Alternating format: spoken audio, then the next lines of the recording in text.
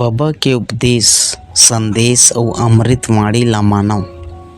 ये उपदेश ला सर आँखों में लगावा। मनखे ला मनखे जान, मोला काकरो ले बड़े झन कहिया, नहीं त हुद सेना में हुद से कस लगी।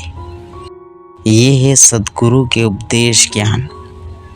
इला अंतर मन से मानव, सबके गला मिल के देखो, हृदय मिल जाए हृदय। सत्कारज में कंधा मिला के देखो, सदगुरु के कारवा मिल जाए कारवा। ये पाँव पूजना, पाँव में गिरना छोड़ना, ये काम ला सदगुरु ला थोर को मन नहीं आवे।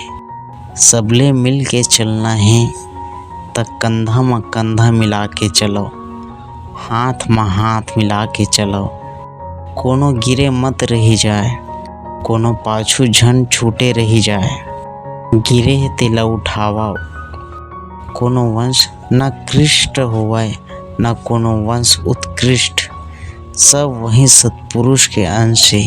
अंश वंश में ही नहीं, हर अंश में प्रेम भाव भरो, हर अंश में माया प्रीत करो। फिर कैसे माया नहीं जागी। ये भाव जाग गए तब बस हो गए सदगुरु के काम।